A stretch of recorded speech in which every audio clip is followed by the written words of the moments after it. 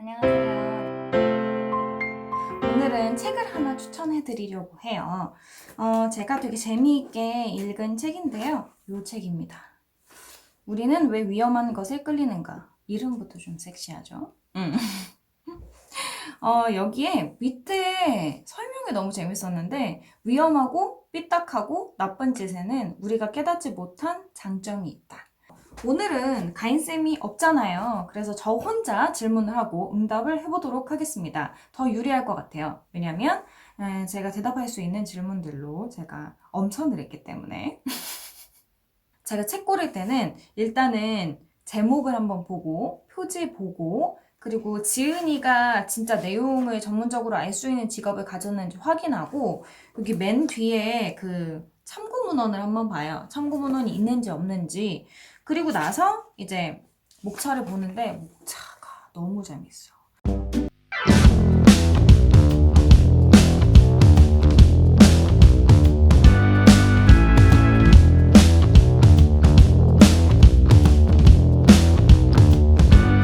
읽으면 되게 재밌어요. 근데 생각보다 내용이 꽉꽉 차 있어서 진도가 빨리 나가는 책은 아니지만, 심리 실험이라는 게 이렇게 흥미롭구나 라는 것들을 좀 볼 수 있는 재미있는 책이었습니다.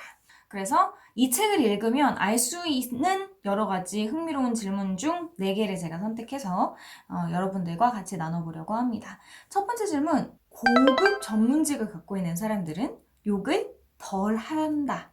뭘 것 같아요? X예요. 사람들은 평소에 얼마나 욕을 많이 하는지도 확인을 했거든요.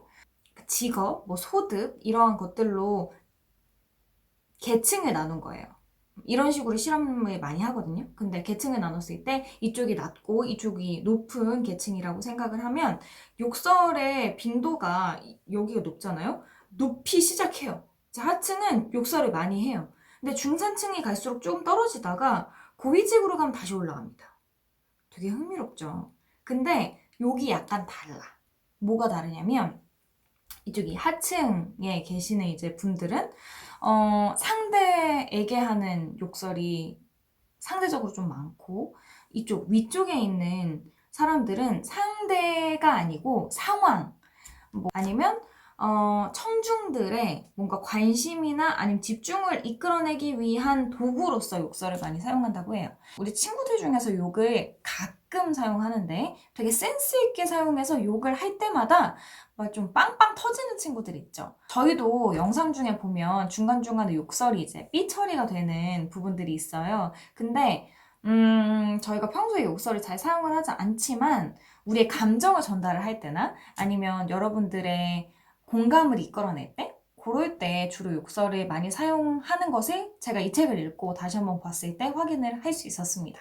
이것처럼 욕설은 사실 되게 재밌는 능력이 있어요. 많은 사람들 앞에서 연설을 할 때 욕설을 쓴 연설과 욕설을 쓰지 않은 연설의 청중들의 흥미와 재미를 측정을 해보니까 아주 드라마틱한 그 씬 있잖아요. 연설을 할 때도 되게 집중되는 씬, 그때에 욕설을 하나 탁 던져줬을 때 사람들은 훨씬 더 흥미나 아니면 재미가 있다고 느꼈다고 합니다. 그러니까 욕이 마냥 나쁜 건 아니라는 거죠. 두 번째 질문. 그럼 진짜 술에는 뭔가 자기의 자존감이나 자신감을 높일 수 있는 능력이 있는 걸까요? OX. O예요. 딱 봐도 O일 것 같죠? 실험에서 술을 마시기 전과 술을 마신 후에 자기 자신에 대해 평가를 하도록 했어요. 그랬더니 술을 마시고 나서는 자기애가 높아진 걸 확인할 수 있었습니다.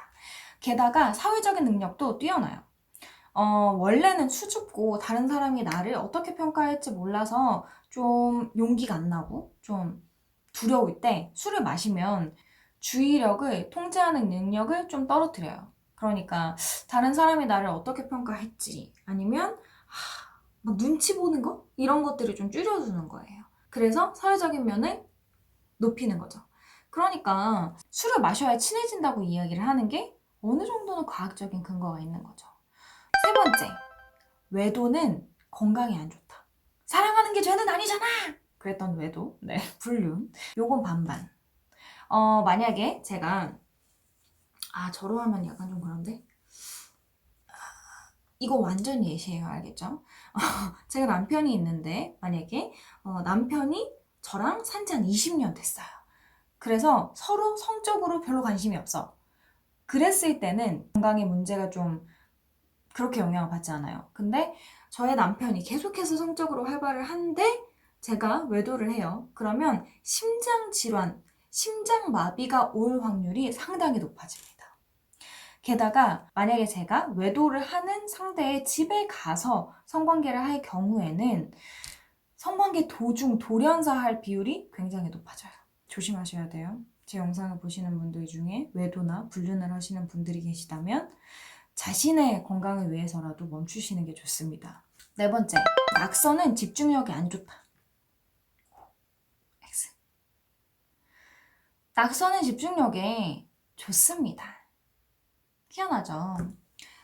어떻게 실험을 했냐면 이 연구자들이 전화를 하도록 했어요. 그래서 전화에서 파티에 대한 얘기가 계속 나와. 그러다가 참석자의 이름을 계속 얘기를 하거든요. 근데 한 집단에는 낙서를 계속하면서 들으라 그랬어. 근데 다른 사람은 이제 낙서를 하지 않고 그냥 듣기만 했습니다. 그리고 나서 참석자 이름을 나열하도록 했거든요. 낙서를 한 팀이 훨씬 더 많은 참가자의 이름을 기억했습니다. 왜 이럴까?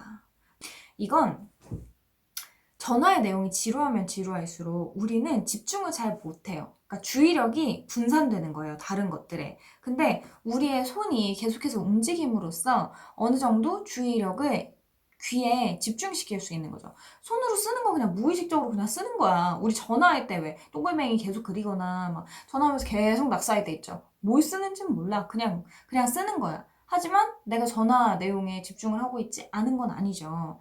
그러니까 고등학교 때, 중학교 때 낙서하는 행동은 결국에 그 수업의 집중력을 높이기 위한 우리의 적응 행동이랄까? 그러니까 이 수업 너무 지루한 거야. 근데 나가지도 못하니까 손을 써서라도 이제 집중력을 높이고 싶은 거죠. 그러니까 이걸 보시는 선생님들이 계시다면 학생들이 수업 시간에 낙서를 하면 이 친구가 정말 최선의 노력을 다하고 있구나 이렇게 이해를 해주시면 좋을 것 같습니다. 오늘 제가 얘기드린 내용들은 전부 다 이 책에 소개된 여러 가지 실험들에 대한 내용이었어요. 되게 흥미로운 내용들이 많죠. 그 외에도 굉장히 내용이 많습니다. 그리고 제가 이제 딱지 붙을까봐 이야기하지 못한 내용들도 너무 많아요.